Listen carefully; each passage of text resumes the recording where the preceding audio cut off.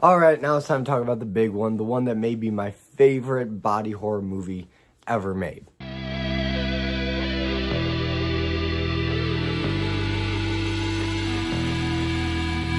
The Fly. Now, The Fly came out in 1986, was directed by David Cronenberg, and like The Thing, where it was a remake of a cheesy monster movie from the Cold War era, this is doing the exact same thing. It's reimagining The Fly, which is a very cheesy Vincent Price movie. I kind of appreciate it for what it was. It's a B movie, and Vincent Price turns into this big fly-headed guy. It's been a classic image in pop culture forever. But here, David Cronenberg takes this idea of a man turning into a fly and runs with it in ways that are surprisingly subtle for this kind of horror movie, but also incredibly disgusting when you actually think about the body horror elements of a man turning into a fly. When the anatomy changes and deteriorates, what does that look like? And here we get a much more grounded interpretation of what that would look like, while still not shying away from the more fantastical science fiction elements. Because for me, what really makes this movie work on a conceptual level is that this movie not just has one really fascinating idea, which is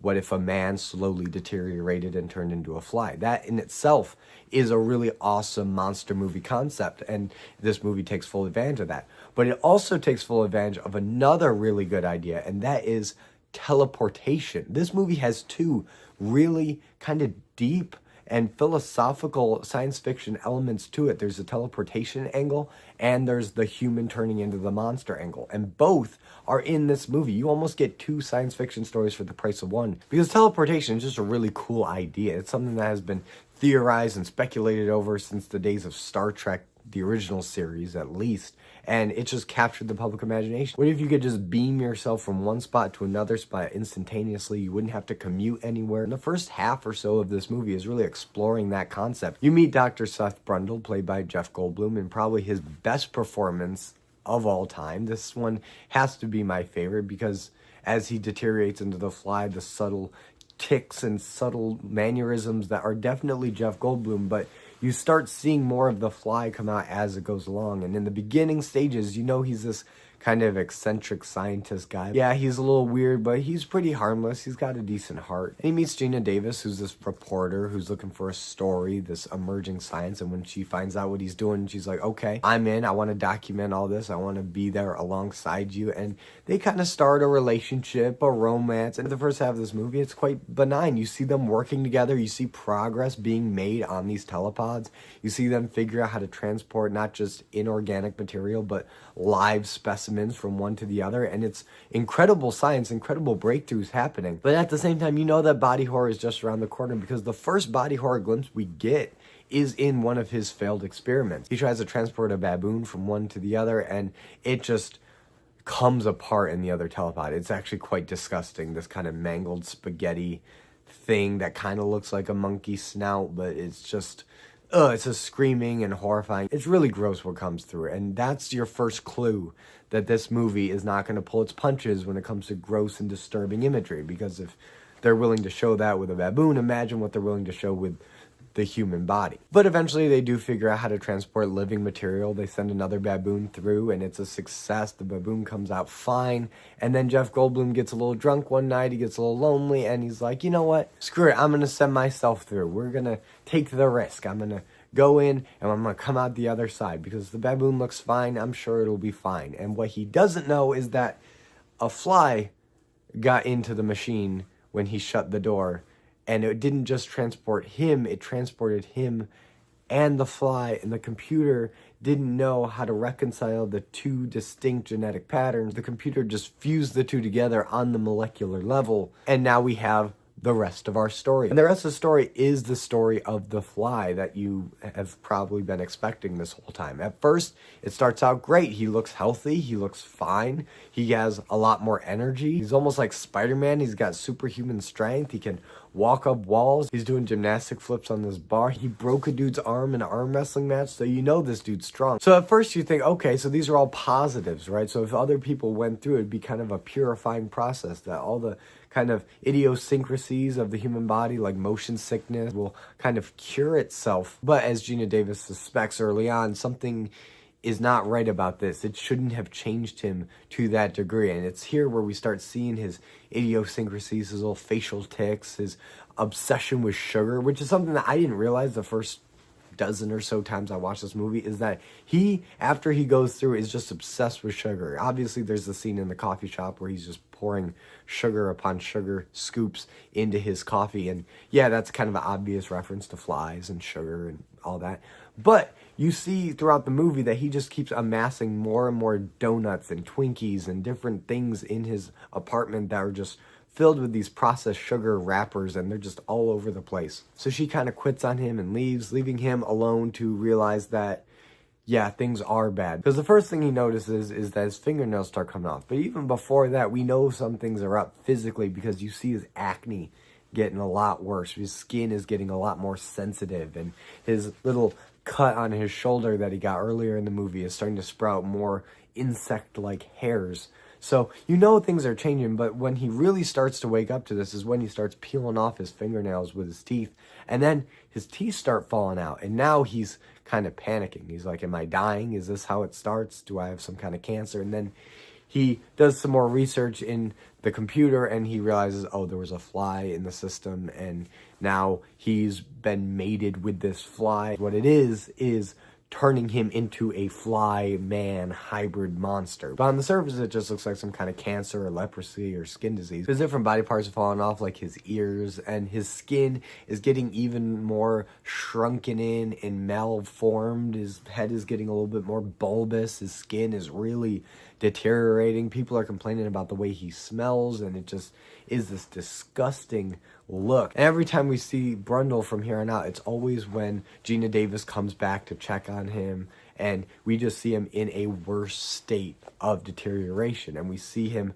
acting more and more fly-like. We see him crawling on the walls. We see him spitting out this kind of acidic bile fluid that breaks down solid food, and then he just slurps it up like a fly does. But if that wasn't heartbreaking enough to see Brundle, the love of her life, go through this, she then realizes that, oh, she's pregnant with Seth's baby. Now, the big question is whether or not this baby was conceived before or after he went through, but the more that she sees of him and the more deterioration, the more aggression that she sees, the more monster-like tendencies that are coming through with these fly instincts that are taking over, she realizes that she probably shouldn't keep this baby. And this baby could be anything. Who knows what kind of genetic abomination is growing inside her, and she wants it out. So she goes to the doctor to get rid of it, but Brundle, in classic Frankenstein fashion, this is when the movie turns full monster movie, because he crashes through the window and he scoops her up, carries her off back to his secret lair, and it's here we see the final moments of The Fly. This is when the real body horror effects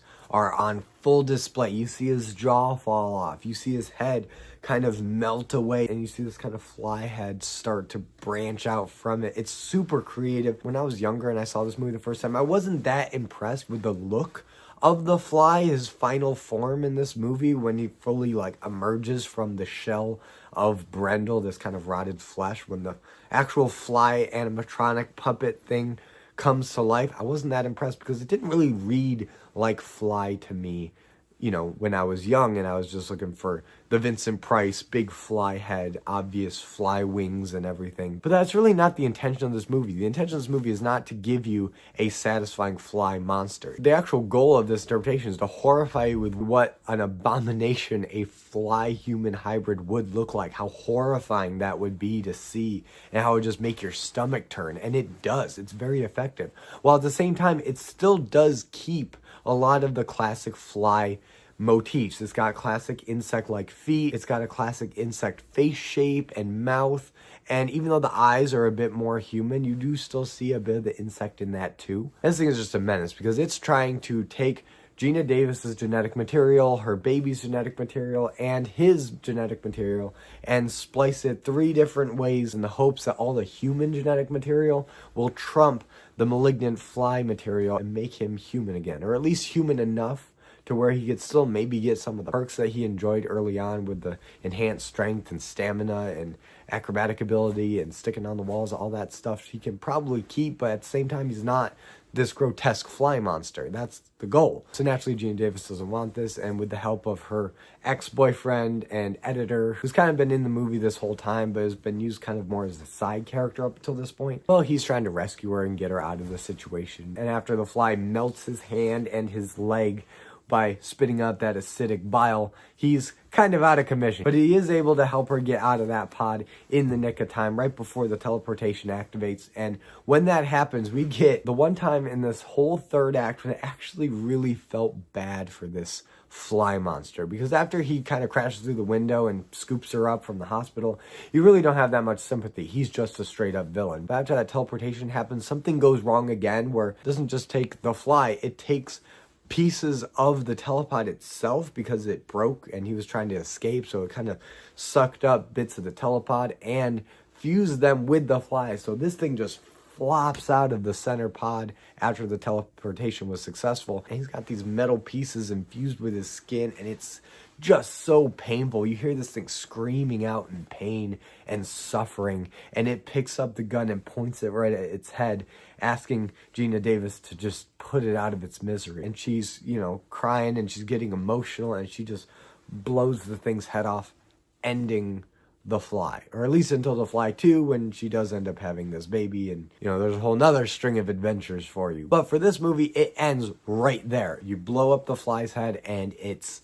the end. There's no wrap up. There's no, okay, let's pick up the pieces of our life, let's start a new life. No, nothing. You put the fly out of its misery and the movie just ends. And it's a pretty abrupt ending, but I do appreciate it for that, because honestly, after everything we went through with the deterioration of Brundle and the death of him, there really isn't much more to the story that we care about. Maybe we'd want to see more of what happens to Geena Davis and the baby, but again, like I said, that's stuff that can be explored in a sequel. But that's The Fly, and The Fly is a really effective body horror monster movie, while at the same time using a lot of interesting science fiction ideas, like teleportation, like genetic splicing. All these ideas are so interesting, and it just makes this movie, like The Thing, a much deeper movie than just pure body horror. While the body horror is great, and that is what people go to see. You go to see the different ways he deteriorates, the different body parts that start falling off and changing and morphing, and just seeing the subtle and slow progression of Brundle turning into the Fly is some of the best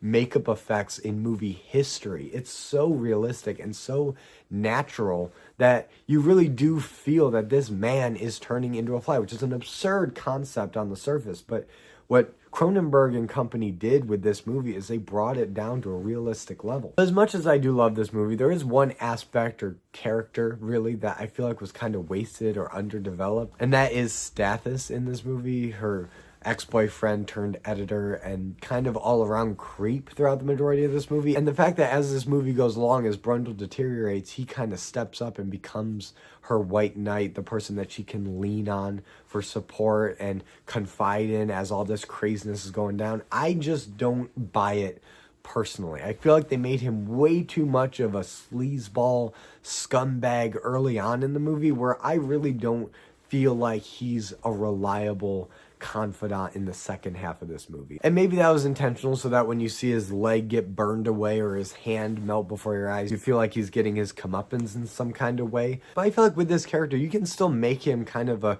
pretentious, misogynistic jerk, where you can clearly see why they broke up and that he's clearly not over the loss. But the way he delivers some of these lines and just the inflection that he puts on some of it just make him feel so much more of a creep. And for me, the thing that really puts it over the edge is when he goes into her apartment and takes a shower, and he's in the shower when she comes home, and he's just kind of nonchalant about it, like he's entitled to it.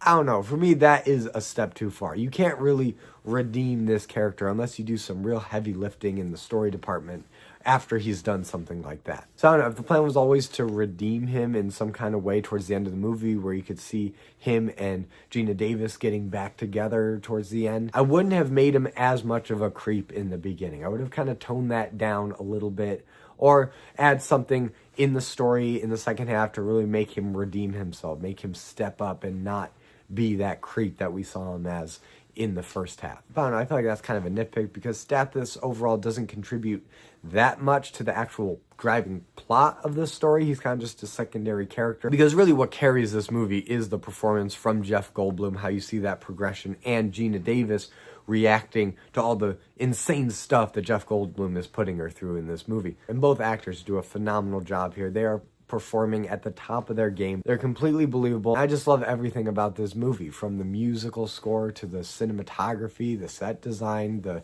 pacing of this movie, just the way it's so intentionally paced out that you see every little change, every little progression, and you just let it sink in and what it means, and as new information presents itself, how the characters adapt and respond to that information. It's all handled incredibly well. I can't give this movie enough praise. It's one of my favorites. I feel like it's kind of flown under the radar for a lot of people in recent years. It's the one movie, aside from The Thing, that everybody thinks of when they think of great body horror in a movie. Now I turn it over to you guys. What do you think about David Cronenberg's The Fly? Whatever you think, let me know in the comments. And if you like this video, be sure to give it a like and subscribe for more content, and hit the notification bell to be notified every time I upload a video. And as always, I'm Colby. This is my Nerdy Talk, and I'll see you in the next video.